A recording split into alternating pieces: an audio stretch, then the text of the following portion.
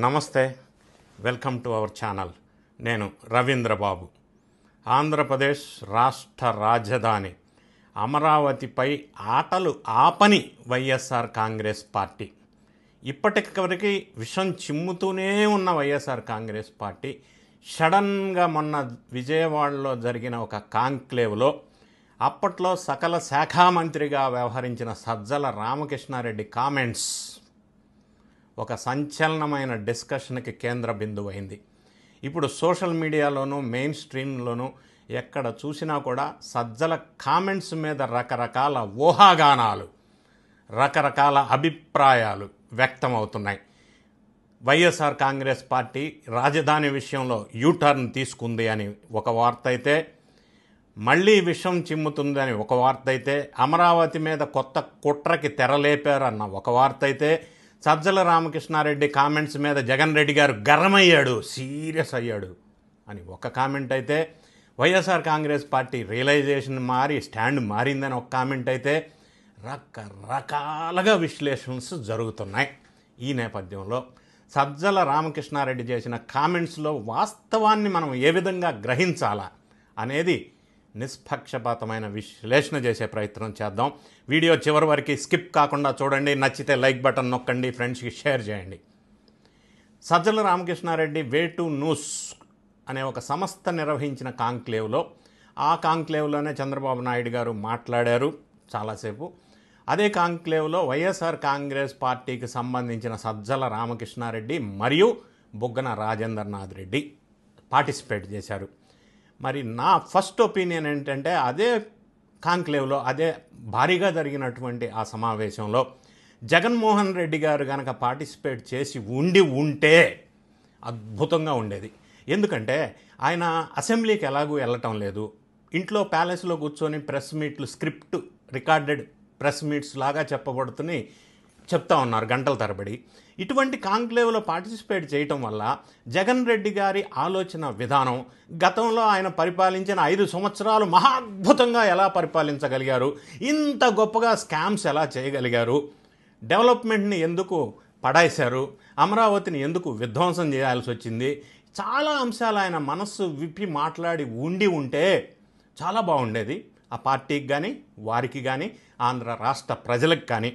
మరి ఎందుకు పార్టిసిపేట్ చేయలేదో తెలియదు. ఆ విషయం పక్కన పెడితే, సజ్జల రామకృష్ణారెడ్డి గారు చేసిన కామెంట్స్ ఏంటంటే, అమరావతి ఇక నుంచి మేము నెక్స్ట్ అధికారంలోకి వస్తే నేను అన్నమాట కాదు, ఒకవేళ వస్తే, ఇఫ్ ఎట్ ఆల్ వస్తే అమరావతి నుంచే పరిపాలన జరుగుతుంది అంతటితో ఫుల్ స్టాప్ పెట్టలా. 3 రాజధానులని మేము అనలేదు అయ్యా అని అన్నాడు. మనం ఒకసారి వెనక్కి వెళ్ళి వెరిఫై చేసుకుంటే, నారా చంద్రబాబు నాయుడు గారు ముఖ్యమంత్రి హోదాలో అమరావతి 33,000 ఎకరాల్లో రాజధానిగా పెడదామని ప్రపోజలు దేవాలయం లాంటి అసెంబ్లీలో ప్రస్తావన చేసినప్పుడు మనం గుర్తు తెచ్చుకోండి, జగన్మోహన్ రెడ్డి గారు అదే అసెంబ్లీలో 33,000 ఎకరాలకి తక్కువ లేకుండా చూడండి, మా పూర్తి మద్దతు అమరావతికి ఉంటుంది అని చక్కటి చిరునవ్వులతో చెప్పిన మాట వాస్తవం కాదా? ఆ తర్వాత అధికారంలోకి వచ్చిన తర్వాత వైఎస్ఆర్ కాంగ్రెస్ పార్టీ 3 రాజధానులు అని అదే అసెంబ్లీలో 3 ముక్కలాటలు, 3 రాజధానులు, అధికార వికేంద్రీకరణ, రకరకాల పదాలు మాట్లాడుతూ కర్నూలు అని, వైజాగ్ అని, అమరావతి ఏం ఆట ఆడారో మనం చూసాం. తర్వాత ఓకే, 5 సంవత్సరాల్లో 3 రాజధానులు కట్టి ఉంటే అది ఎలా ఉండేదో అది వేరే విషయం. కట్టలా పోనీ అమరావతిని విధ్వంసం చేశారు రకరకాలుగా. ఈ మాట ఎందుకు అంటున్నానో కూడా మనం విశ్లేషణ చేద్దాం. విధ్వంసం చేసిన తర్వాత ఇప్పుడు వచ్చి కొత్త కుట్రకి తెరలేప అని అనాల్సి వస్తుంది. ఎందుకంటే అమరావతి రైతుల మీద, అమరావతి మహిళల మీద ఎంత మనం మాట్లాడని భాష, విమర్శ, అబ్బాబా వాళ్ళ ఛానల్లో ఈ మధ్యకాలంలోనే అమరావతి రైతులు వేశ్యలని, అమరావతి పోరాటం చేసిన వాళ్ళ మీద కేసులు పెట్టి కొట్టించటం కానీ, అమరావతిలో బిల్డింగ్స్ పనికి రాకుండా చేయటంలో కానీ, ఆఖరికి అమరావతిలో సీడ్ యాక్సెస్ రోడ్లు తవ్వుకొని వెళ్ళిపోవటం కానీ, అమరావతిలో ఎడ్యుకేషనల్ ఇన్స్టిట్యూషన్స్కి నీటి సరఫరా చేసే పైపులు కూడా కట్ చేసి, అబ్బాబా రాచక ఇంత శాడిస్టిక్ పనులు చేసి అమరావతిని పనికి రాకుండా చేసి ఆ కాంట్రాక్టర్స్ అందరినీ దొబ్బేసి అమరావతికి ఇప్పుడు పెట్టుబడులు వస్తుంటే పెట్టుబడులు రావద్దు అని ఆపే ప్రయత్నం చేసి లెటర్స్ రాసి ఈ మధ్య కాలంలో కూడా అమరావతి మీద విషం చిమ్మిన సంఘటనలు లేటెస్ట్గా కూడా మనం చూసాం. ఆ కామెంట్స్ మీద కొంతమంది వాళ్ళకి సంబంధించిన వ్యక్తులు జైలుకు కూడా వెళ్ళొచ్చారు. ఇంత విధ్వంసం చేసిన తర్వాత అమరావతి మీద మనందరికీ తెలిసిన విషయమే. ఇప్పుడు 3 రాజధానుల మాట అనలేదు, వక్రీకరించారంట. ఎవరు వక్రీకరించారు, ఎందుకు వక్రీకరించారు? వాళ్లే కదా చెప్పారు అసెంబ్లీలో పత్రికా ముఖంగా. ఇంకొక మాట సజ్జల గారు అంటూ అమరావతి నుంచే పరిపాలన జరుగుతుంది, అందుకే జగన్ రెడ్డి గారు అమరావతిలో తాడేపల్లి ప్యాలెస్ కట్టుకున్నారని చెప్పారు. ఓహో, అది కరెక్ట్ అయితే మరి వైజాగ్లో రిషికొండ ప్యాలెస్ 500 కోట్లు పెట్టి కట్టి ఇవాళ రేపు దసరాకి వెళ్తారు, దీపావళికి వెళ్తారు అని 5 సంవత్సరాల పాలనలో వెళ్తారు, అక్కడి నుంచే పరిపాలిస్తారు, అందులో ఆయన ఉంటారని ప్రచారం జరిగిన మాట వాస్తవం కాదా? ఇప్పుడు 500 కోట్లు ఏం చేయాలో అర్థం కాక తల పట్టుకుంటున్న కూటమి ప్రభుత్వం మనం చూడలేదా? అదే 500 కోట్లు జగన్ రెడ్డి గారు ఒక మెడికల్ కాలేజీ మీద పెట్టి ఉంటుంటే ఆయన భాషలో 500 కోట్లు మెడికల్ కాలేజీ ఖర్చు. మరి అదే ఒక మెడికల్ కాలేజీ బ్రహ్మాండంగా రెడీ అవుతుండే కదా, అది రాష్ట్రానికి ఎంతో మేలు జరుగుతుండే కదా. ఆయన ఉండటానికి రిషికొండకు 500 కోట్లు పెట్టి అక్కడికే వెళ్తాడని చెప్పి వైజాగ్ నుంచి పాలన అని చెప్పి ఇప్పుడు 3 రాజధానులు అనలేదు, వక్రీకరించారు అని అంటే అది అబద్ధం కాదా? ఏ విధంగా చూడాలో ఒక్కసారి ప్రజలు ఆలోచించాలా. సరే, ఈ విధంగా మాట్లాడటానికి గల కారణాలు ఏంటి అంటే యూటర్న్ తీసుకోవటం కాదు ఫస్ట్ పాయింట్, అమరావతి ప్రజల మీద ఆంధ్ర రాష్ట్ర ప్రజల మీద ప్రేమతో కాదు సెకండ్ పాయింట్, రియలైజేషన్ రావటం అనేది వైఎస్ఆర్ కాంగ్రెస్ పార్టీ చరిత్రలో డిఎన్ఏలో లేదు, ఉండదు కూడా. విధ్వంసమే విషం చిమ్మటమే లక్ష్యంగా ఉన్నటువంటి ఆ పార్టీకి రియలైజేషన్ అనేది ఎక్కడ పదమే డిక్షనరీలో లేని విషయం మనం అందరం గమనించాలి. ఇంకొక మాట వినిపిస్తూ ఉంది, జగన్ రెడ్డి గారికి తెలియక ఈయన పుసుక్కున అనేసాడని. నో, ఆయనకి తెలియకుండా సజ్జల రామకృష్ణారెడ్డి గారు మాట్లాడటం ఇటువంటి ప్రధానమైన అంశం మీద జరగదు. ఎందుకు ఎలాగంటే, ఎవరినన్నా బూతులు తిట్టాలంటే సజ్జల రామకృష్ణారెడ్డి గారి దగ్గర నుంచి స్క్రిప్ట్ వస్తుందని గతంలో మాజీ మంత్రులు చెప్పారు. మరి అటువంటిది సజ్జల రామకృష్ణారెడ్డి గారు మాట్లాడాలంటే జగన్ రెడ్డి గారి దగ్గర నుంచి రాదా? రాకుండానే మాట్లాడతారా? నో. ఇదే ఎగ్జాంపుల్ మనకి. సో అక్కడి నుంచి ఆదేశాలు వచ్చినాయి, ఒక డెసిషన్ తీసుకొని ఇట్లా కొత్త కుట్రకి తెరలేపారు అనేది అర్థమవుతుంది. దీనికి బ్యాక్గ్రౌండ్ ఒకసారి పరిశీలించినట్టయితే వైఎస్ఆర్ కాంగ్రెస్ పార్టీ తీవ్రమైన సమస్యల సుడిగుండంలో చుట్టుమిట్టాడుతూ ఉంది, సమస్యల విషవలయం పార్టీని వెంటాడుతూ ఉంది. ఎలాగంటే లిక్కర్ స్కామ్లో ఏ రోజు ఎవరు అరెస్ట్ అవుతారో తెలియని పరిస్థితి. చివరి వరకు వచ్చింది అంతిమ లబ్ధిదారుడు దగ్గరికి, ఆయన పిఏ వరకు వచ్చింది విచారణ, ఇంకా మరి ఈయన వరకు ఎప్పుడు వస్తుందో అని భయపడుతున్న ఒక సందర్భం. గతంలో మాజీ మంత్రులుగా పనిచేసిన వాళ్ళు చేసిన అక్రమాలన్నీ వెలుగులోకి వచ్చి వాళ్ళు జైలు బాట పడుతున్న ఒక యాంగిలు. అదేవిధంగా జగన్ రెడ్డి గారు రాజకీయ వ్యభిచారం చేస్తున్నారు. నేనల్లా, వాళ్ళ చెల్లెలు షర్మిళమ్మ అంద నిన్నే.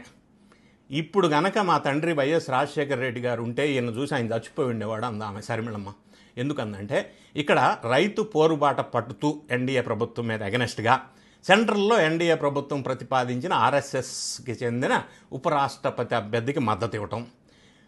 చాలామంది వైఎస్ఆర్ కాంగ్రెస్ పార్టీ శ్రేణులు పార్టీని వదిలేసి వేరే పార్టీల్లోకి వెళ్ళటం, లేదా ఎప్పుడు ఎవరు డోర్స్ ఓపెన్ చేస్తే అప్పుడు జంపు చేయడానికి చూడటం, అసెంబ్లీకి వెళ్ళొద్దు అని చెప్తుంటే కొంతమంది ఎమ్మెల్యేలు అంతా కలిసి వేరు కుంపట పెట్టుకొని అసెంబ్లీకి వెళ్ళాలని నిర్ణయం తీసుకున్నారన్న వార్తలు రావటం, ఎక్కడ చూసినా ఈ ఉద్యమానికి పిలిపిస్తే ఆదరణ లేకుండా పోవటం, పర్యటనల పేరుతో రచ్చ శాంతి భద్రతల సమస్య సృష్టించడం. ఈ విధంగా వైఎస్ఆర్ కాంగ్రెస్ పార్టీ క్రియాశీలక రాజకీయాల్లో ప్రతిపక్ష హోదా లేకపోయినప్పటికీ ఒక ప్రణాళికాబద్ధంగా ప్రజల ఆశలకు అనుకుంటున్న మాటలకు అభిలాషిస్తున్న విధంగా ప్రవర్తించలేకపోతుంది, ప్రజల్లో వ్యతిరేకత కూడగట్టుకుంటున్నారన్న విషయం ఆ పార్టీ శ్రేణులే చెప్తున్న సందర్భంలో ఈ ద్వంద్వ వైఖరి అవలంబిస్తున్న పార్టీ రకరకాల అంశాల్లో ఎమ్మెల్యేలు అసెంబ్లీకి వెళ్ళవద్దు, ఎమ్మెల్సీస్ మండలికి వెళ్ళాలా, ఇదొక ద్వంద్వ వైఖరి. ఈ రకరకాల విషయాల్లో ఒక సరైన స్టాండ్ లేకుండా ప్రవర్తిస్తున్న విధానం, ఏం చేయాలో అర్థం కాని పరిస్థితుల్లో సజ్జల రామకృష్ణారెడ్డి గతంలో ఓడిపోవటానికి కారణమని ఆ పార్టీ శ్రేణులే చెప్తున్నారు. మళ్ళీ ఆయన కోటరీలోకి ప్రవేశించాడు, మళ్ళీ ఆయనకు ఆ స్థానం ఇచ్చారు అని చెప్తున్నారు. సో ఈ విధంగా మాట్లాడి వాళ్ళు కన్ఫ్యూజ్ అయ్యారు, ప్రజలను కన్ఫ్యూజ్ చేస్తున్నారు అనేది ఒక యాంగిల్ అయితే, ప్రజల్ని మళ్ళీ మభ్యపెట్టే ప్రయత్నం చేస్తున్నారు అనేది వాస్తవం. ఇదొక జనాన్ని నమ్మించే ప్రయత్నంలో కుట్రలో భాగం తప్ప వైఎస్ఆర్ కాంగ్రెస్ పార్టీ అమరావతి రాజధానిగా పరిపాలిస్తారు అని అనుకోవటం అనేది కళ. ఎందుకంటే ఆ సజ్జల రామకృష్ణారెడ్డి చెప్తూనే ఇంతకుముందు అమరావతి ఎడారి అన్నారు, ఇప్పుడు మొన్న వర్షానికి నీళ్ళు వస్తే అమరావతి మునిగిపోయింది అన్నారు. ఎడారిలో మునిగిపోయే సందర్భం ఎందుకు వస్తుంది? రాదు కదా. ఏం మాట్లాడతారో తెలియదు. నీళ్ళు వస్తే మునిగిందన్నారు, ఎడారి అన్న వాళ్ళే. శ్మశానం అన్నారు. ఎన్ని మాటలు అన్నారో అన్ని మాటలు అన్నారు అమరావతి మీద. అటువంటి వాళ్ళు అమరావతి రాజధానికి ఎందుకు పరిపాలిస్తారు? ఇప్పుడు నిన్న సజ్జలు మాట్లాడుతూ ఈ పెట్టుబడి ఏదైతే పెట్టారో ఇప్పటివరకు ఆపేసేయండి, గుంటూరు విజయవాడ మధ్య డెవలప్ చేద్దాం అని కొత్త రాగం, కొత్త తాళం అందుకున్నాడు. ఎందుకు గుంటూరు విజయవాడ మధ్య మళ్ళీ కొత్తగా మొదలుపెట్టారో తెలియదు. ఉన్నదాన్ని, డెవలప్ అవుతున్న దాన్ని చూసి ఓర్చుకోలేకపోతున్నారా? కూటమి ప్రభుత్వానికి పేరు వస్తుంటే భరించలేకపోతున్నారా? ప్రజల మూడు pulse of the people NDA వైపు ఉన్నది అన్న విషయాన్ని గ్రహించి తట్టుకోలేకపోతున్నారా?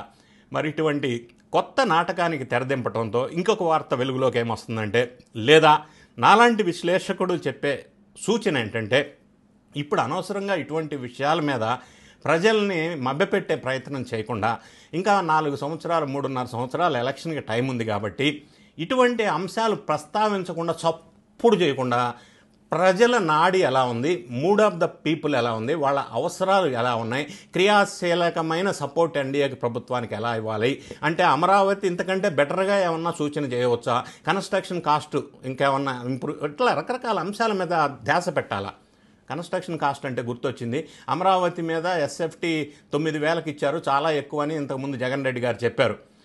ఆ చెప్పిన పెద్ద మనిషి రిషికొండ ప్యాలెస్ గజం 29,000 పెట్టాడు పెట్టుబడి. ఏంటో ఒకదానికొకటి సంబంధం లేని మాటలు, పొంతన లేని ద్వంద్వ వైఖరి.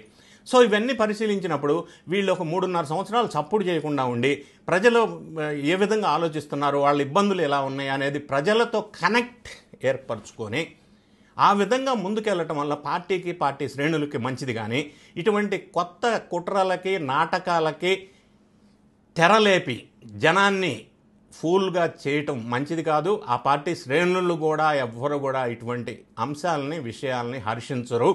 సజ్జల రామకృష్ణారెడ్డి గారు కానీ, జగన్ రెడ్డి గారు కానీ, ఆ పార్టీ శ్రేణులు కానీ ఇటువంటి కుట్రలకి తెర లేపకుండా ప్రజా శ్రేయస్సు మీద దృష్టి పెట్టాలి అనేది నా విశ్లేషణ. Thank you so much for watching.